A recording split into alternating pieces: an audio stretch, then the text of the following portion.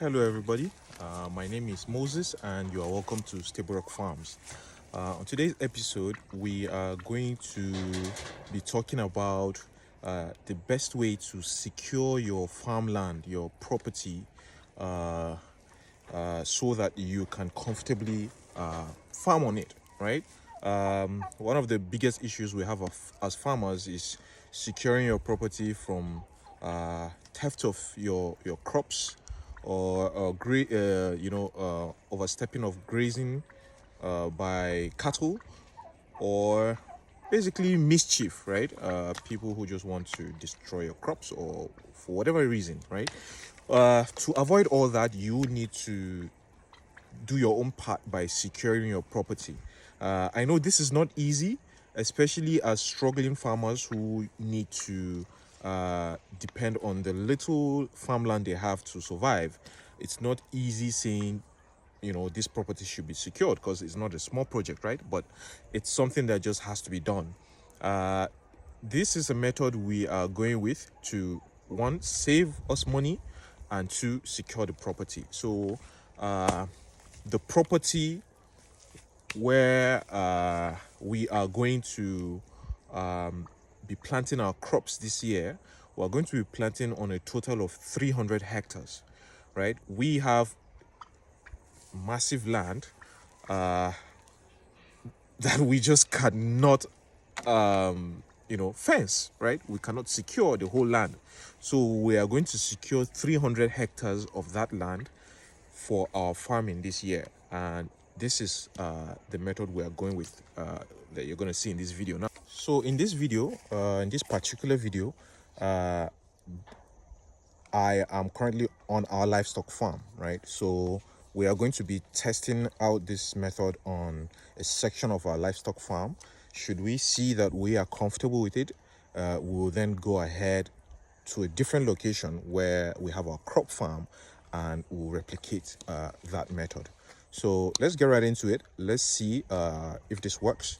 Let's see if we're comfortable with it. If we are, then next is to secure our crop farm. We really are going to go on a massive project planting this year, and this needs to be fully secure so that we have the best kind of yield we will, right?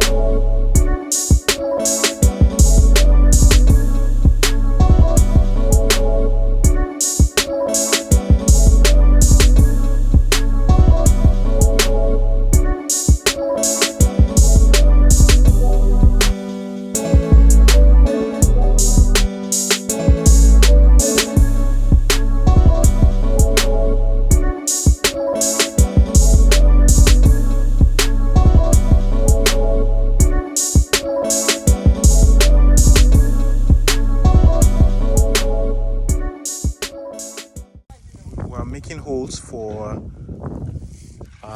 some demarcations on our farm.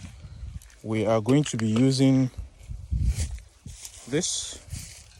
I don't know what name to call it. We call it Zeti. I don't know what else, what other terminology is used for this type of tree, but it's very good for demarcations. So we want to make demarcations for our economic trees. As you can see, that's our earth auger. It drills into the soil and you get holes. So these are some of the holes that have been drilled by the earth auger, and this space you see here, we are going to use it to demarcate our land. So as you can see, this is the result of all that you saw earlier. And how does this work? What are the details of we have some free-range turkeys just chilling and having a good time. Back to the topic. So how does this work? We use the earth auger you saw earlier to dig 2 feet deep. These are some tree trunks, branches. I don't know what to call it. Anyway, these are some trees from the forest on our crop farm, right? We fell those trees. We cut this into about 8 feet each. So each of these is 8 feet. So what happened was 2 feet goes in the ground as had been dug by the earth auger, right? By the machine. So 2 feet goes down. Before we put it in the ground, we covered it with polythene bags, right? We put it in the ground. And then if you notice, some cement and sand had been mixed, some stones put in there, cement and sand poured in there. And then, it becomes a very solid structure, right?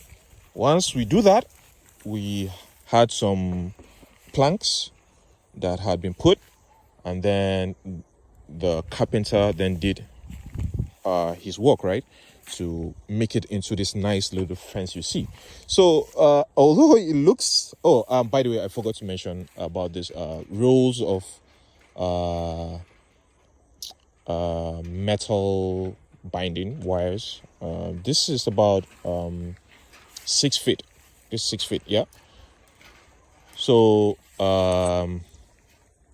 that's what you see. So why has this been done? You will notice that this becomes a much cheaper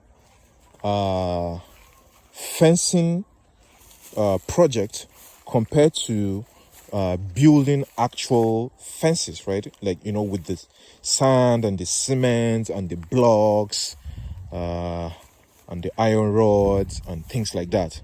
So although that would be nice, but because of the sheer size of our crop farm, we just would not be able to do that, right? So this becomes a nice alternative to securing the property, making sure it's strong enough to resist or withhold or,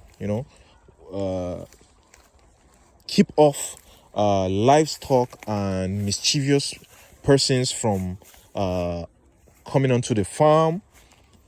And that's the reason we went for that. You can see we still have some left here, and we'll make more use of it in other sections of our livestock farm here. Our livestock farm, part of it has been fenced, and the other part will go with this type of method. So in a nutshell, this has worked. We are comfortable with it, and we will try and replicate this at the crop farm, which is going to be the main project for this fencing that we have come about, right? So thank you. So that was it. What you have seen in this video is how we plan to secure our land. And I mean, it's pretty fast. It takes less than a minute to dig about 2 feet deep, right? So in just a few seconds, in 30 seconds plus or so, or thereabout, you get your 2 inches deep and you move on to the next hole. So you can imagine in a day you'll be able to really dig hundreds of holes. And this is really a method that, with the 300 hectares I was talking about, probably in a day or two we should be able to secure it, right? Part of the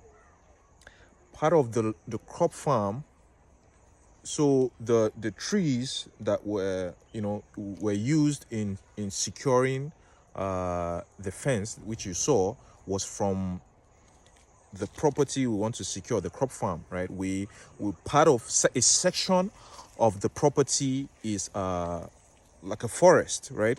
These are trees that we don't need, right? So we fell them, we use the trees to secure the property, and then we plant. We'll go ahead and plant economic trees, right? So we're still going to have trees on the said land, but there are trees that are going to provide more value to us in the long term, right? So if you watched one of my very first videos on this YouTube channel, I mentioned that our aim is to have over 50,000 trees. Currently we are at about 8,000, 9,000. Progress is being made. I believe over the year and maybe 1, 2 years, 3 years max, we should be able to hit our target, and that becomes our long-term project that we just look forward to while we handle our livestock and crop farms. So back to the topic at hand. This method we have tried has worked for us. We're comfortable with it on the livestock farm, and we're going to take it to the crop farm as a way of complementing this method of securing. We're also going to get, obviously we'll have security on the property. I mean, the project is big enough that you just have to invest in some of these things, right? So apart from securing it with the trees and the fencing, we'll also get actual security who will man the property as the crops are growing.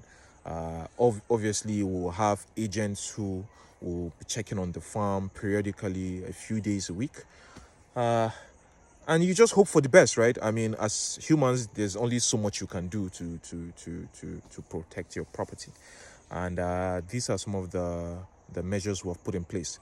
We'll update you as time goes on. If we have learned anything new that we feel we need to upgrade, we will let you know. But for now, this is the method we're going with. Thank you very much.